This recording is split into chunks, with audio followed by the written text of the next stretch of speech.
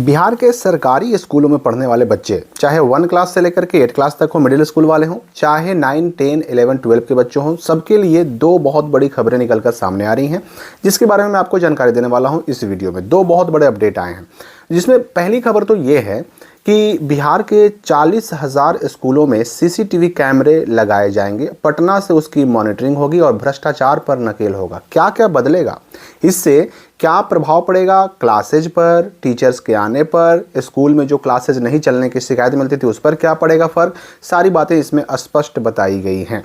कहा जा रहा है कि बिहार के 40,000 स्कूलों में सीसीटीवी कैमरे लगाए जाएंगे। इसका कमांड कंट्रोल पटना से सचिवालय में होगा और वहीं से शिक्षा विभाग के मुख्यालय से ही शिक्षकों की, छात्रों की उपस्थिति, कौन कौन टीचर आए हैं, कौन नहीं आए हैं, कितने छात्र स्कूल में आए हैं, कितने नहीं आए हैं, मिड डे मील जो 1 to 8 तक चलता है यानी मिडिल स्कूलों में, उसकी जांच, साथ ही साथ नकल विहीन परीक्षा। अगर कोई स्कूल में एग्ज़ाम हो रहा है तो उसमें नकल तो नहीं ना हो रहा है, स्कूलों में पढ़ाई कैसी हो रही है, पाठ्यवार घंटी ये सब चलाए जा रहे हैं कि नहीं चलाए जा रहे हैं, इन सब की मॉनिटरिंग होगी। और इस दौरान यदि किसी स्कूल में लापरवाही बरती जाती है तो वीडियो फुटेज के साक्ष्य यानी सबूत के साथ ही जो भी शिक्षक उसमें रहेंगे, लिप्त या फिर अधिकारी रहेंगे, उन पर कार्रवाई की जाएगी। साथ ही मॉनिटरिंग के आधार पर स्कूलों की रैंकिंग की जाएगी। यदि किसी स्कूल की रैंकिंग खराब होती है तो शिक्षकों का ट्रांसफर भी होगा। मतलब साफ है कि एक साथ कई सारे काम जो है ना करने का लक्ष्य है। देखिए, इससे पहले निरीक्षण यानी स्कूलों की जांच करने का रूटीन तो बिहार बोर्ड के जो भी स्कूल हैं सब पे लागू था, लेकिन उसमें क्या होता था कि जो अधिकारी निरीक्षण करने जाते थे ना, उनकी रिपोर्ट पर ही शिक्षा विभाग स्कूलों की ग्रेडिंग तय करता था और साथ ही साथ शिक्षा विभाग की तरफ सभी स्कूलों को वीडियो कॉलिंग भी की जाती थी। लेकिन फिर भी ये जांच फेल हो गई। फेल क्यों हो गई? क्योंकि निरीक्षण करने वाले, जांच करने वाले अधिकारियों के ऊपर ही भ्रष्टाचार के आरोप लगने लगे। अब जो है ना, इन सब की वजह से सीसीटीवी कैमरे लगाने की योजना बनाई जा रही है। इससे क्या होगा कि बहुत सारे शिक्षकों की शिकायत मिलती है कि शिक्षक जो है हाजिरी को लेकर के अक्सर शिकायत मिलती रहती है। शिक्षक स्कूल आते ज़रूर हैं और आते हैं तो हाजिरी बनाकर चले जाते हैं। कई जगहों पर शिक्षकों के रजिस्टर्ड मोबाइल नंबर स्कूल के आसपास रहते हैं, यानी कि शिक्षकों के आने में, टीचर्स के आने में, स्टूडेंट्स के आने में, क्लासेज चलने में, सब में कहीं ना कहीं जो है ना धांधली मिलती थी।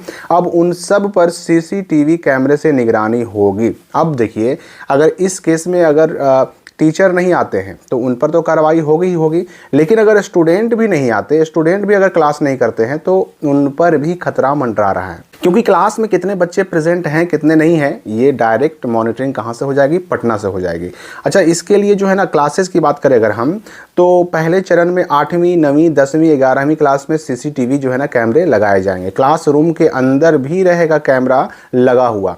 अब ये बात समझ लीजिए कि जब हर एक स्कूल के क्लासरूम के अंदर कैमरा लगा रहेगा, सीसीटीवी कैमरा, तो जाहिर सी बात है कि मैट्रिक और इंटर के जो एग्ज़ाम्स होते हैं बिहार बोर्ड के, वो एग्ज़ाम भी तो आखिर किसी न किसी स्कूल में ही होते हैं। सेंटर तो किसी न किसी स्कूल में ही जाता है और जब सेंटर जाएगा उस वक्त जब एग्ज़ाम चलता रहेगा मैट्रिक इंटर का, उस वक्त भी सीसीटीवी कैमरा से निगरानी उसकी की जाएगी। मतलब ये हुआ कि एक साथ कई सारे टारगेट पूरे कर लिए जाएंगे ये सीसीटीवी कैमरा लगा करके। तो जब सारे स्कूलों में ही कैमरा लग जाएगा तो क्लासेज ना करने पर भी कार्रवाई तय है।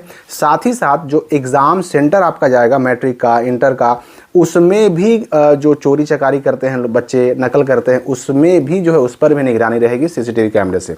ये तो एक खबर हो गई। दूसरी खबर है बिहार बोर्ड से कि हाईटेक हो रहा बिहार बोर्ड। 1980 तक का डेटा बोर्ड ने सुरक्षित किया। पुराने प्रमाण पत्रों को संरक्षित करके डिजिटाइज करेगा बिहार बोर्ड। मतलब बोर्ड के पास जो 1952 तक के सर्टिफिकेट पड़े हुए हैं ना, उन सबको डिजिटल किया जा रहा है। डिजिटल यानी अब उसको आप ऑनलाइन भी प्राप्त कर सकते हैं और ये ऑनलाइन करने का काम जो है 1952 तक के जो सर्टिफिकेट हैं, अब चाहे मैट्रिक के हों, इंटर के हों, वो सारे सर्टिफिकेट ऑनलाइन किया जा रहा है। मैं आपको यहाँ पर स्पष्ट कर दूं कि देखिए 2025 तक बिहार बोर्ड के मैट्रिक इंटर एग्जाम हो चुके हैं, 26 वाला होने जा रहा है।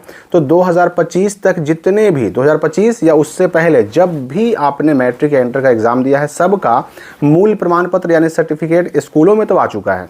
लेकिन कभी कभी ऐसा भी होता है ना कि स्कूलों से ले के आ जाने के बाद भी वो प्रमाण पत्र और सर्टिफिकेट सर्टिफिकेट बच्चों के पास से खो जाता है, गुम हो जाता है, जल जाता है, नष्ट हो जाता है, तो वैसे केस में बोर्ड के पास दोबारा जा करके और स्टूडेंट्स मांग करते हैं। तो इसलिए जो है ना, ये 1952 तक के सर्टिफिकेट को डिजिटल किया जा रहा है। तो मैं आपको यहाँ पर यह भी स्पष्ट कर दूं कि 2025 या उससे पहले किसी भी साल आपने मैट्रिक इंटर पास किया हो और अगर आपने अभी तक अपने स्कूल से अपना मूल प्रमाण पत्र या सर्टिफिकेट या फिर ओरिजिनल सर्टिफिकेट कहिए अगर नहीं लिया है, तो अपने स्कूल जाकर के ले सकते हैं, क्योंकि स्कूल में आने के बाद वो संभाल कर रखा हुआ रहता है, बिहार बोर्ड से आ चुका है।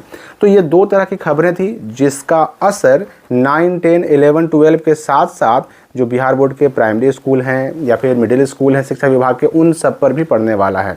तो आपके हिसाब से ये दोनों खबरों में कौन सी खबर आपके काम की है, इस पर आपकी क्या राय है, कमेंट करके हमें भी बताइएगा। हम मिलेंगे अगली वीडियो में नए अपडेट के साथ।